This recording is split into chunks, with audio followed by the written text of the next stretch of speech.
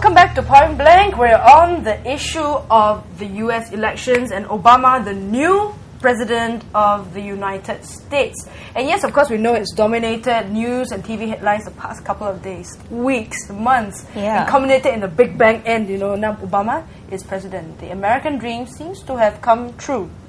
So during the long and expensive 2 years election campaign, Obama has certainly captured the imagination of the public through the media image.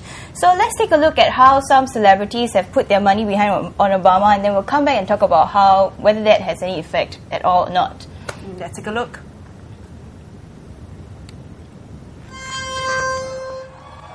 Barack Obama.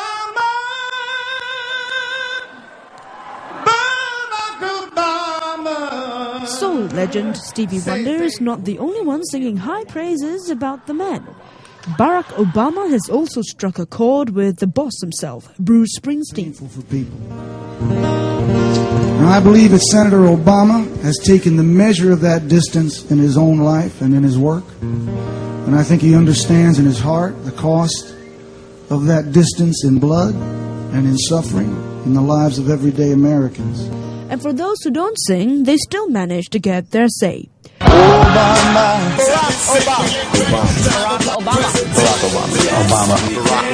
Barack Obama! Even the Queen Amidala, that is, has given her approval. Long before Obama got his fairy tale ending, he had already won over Tinseltown. Perhaps it's a self-fulfilling prophecy. For years, Hollywood had been quietly pining for a black president. Think Morgan Freeman in Deep Impact, D.B. Woodside and Dennis Haysbert in 24, and Chris Rock in Head of State. So finally, the stars aligned in Obama's favor, and real life becomes real life. But John McCain has no such luck. Try as we might, we couldn't find many celebrities giving McCain their vote.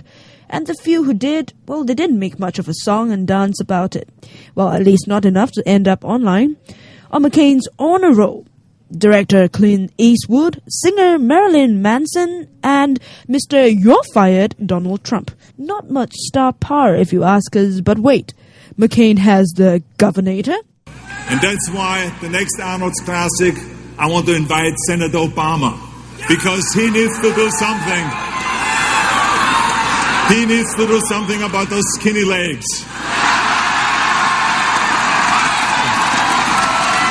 We're gonna make him do some squats. And then we're gonna go and give him some biceps curls to beef up the scrawny little arms. But we suspect that Obama has no problem in that department. Will Hulk Hogan be endorsing for president this year? If I had to step out and say who I really believe in, that catches my ear, that makes sense, that really could make a change, I would say Obama. Now that's another showdown worth watching. I would love to watch that showdown. Yep, that would be quite interesting. Well, I actually had quite a lot of fun researching on that. But I think there's one question that we have to ask. Do celebrity endorsements, do you think it has an effect on people? Like if, let's say, Fanny Wong say, I'm going to vote for the PAP. Would it make everybody vote for a PAP? Yeah, I mean, how much effect do celebrities have? Do people actually take them seriously? I think it's very dangerous to have celebrities endorsing politicians, because it's not as if they know much better than the rest of us. If an analyst or a political science professor endorse somebody, then yeah, I will listen.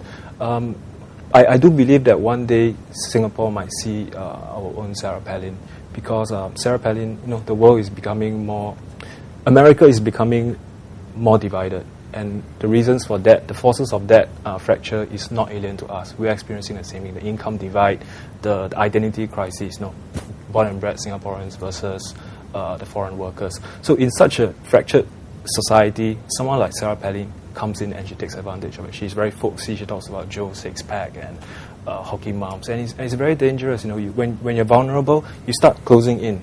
And then when someone comes and speaks to you, your fear makes you relate to the person. And I think Singapore seems to be going in that direction. And I hope the day doesn't come, even though I think it might, that we see our own Sarah Palin. How about you, Jessica? Well, I think that, Ng Tze Yong is talking about, I guess, more on the voters' side. But I think it's very, very effective. I think it can be very effective because I think celebrities, they target the swing voter, which, which is what matters. I think they matter the most because they can shift either way, and this is the group we have to capture. And they might make a snap decision. And also, I think the good thing about celebrity endorsements is that they lead to higher turnout at rallies. For example, I think Oprah Winfrey's presence led to like 50,000 people turning up or something like that. And when they're there, then they listen, and they might vote. Actually, it's a good point you brought up Oprah because she's really powerful. Oh, she is always up there in Time magazine. Whatever she tells you to read, whatever she tells you to eat, whatever she tells you to do, you eat, read, and do. Yeah. Exactly. So I think that's really, really powerful, especially when you have her next to Obama, and you have this woman who has worked her way up from the bottom next to Obama. They both represent hope, together. I think that's really, really strong message. I think that might swing people a bit. Mm-hmm. Mm-hmm. And I think campaigning itself actually is not too far off from being a Hollywood showcase itself. Yeah. It's all bells and whistles, big bang, fireworks, and all that. So I think campaigning, and especially presidential, campaign promises like the ones that Obama has promised and McCain has promised. Well, it could, many people are saying it's just talk, it's just campaign talk. Yeah. People can't really, separate reality from what's fantasy, just like people can't see the difference between what's real and not real on the big screen in the first place. So, this is what everyone is saying. What now? Now that he's president.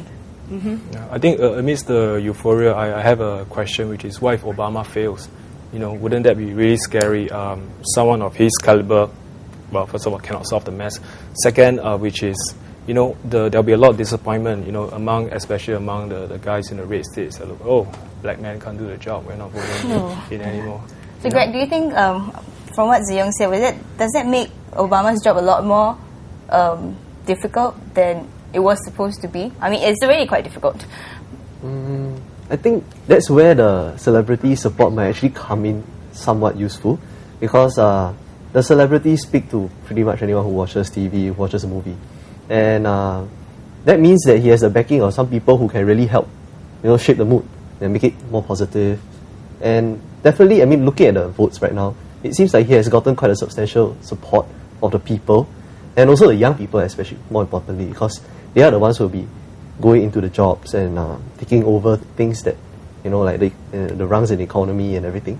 And as long as he has this positive mood, kind of thing, he can bring this positive mood to the people and bring them along. I think it's going to work out.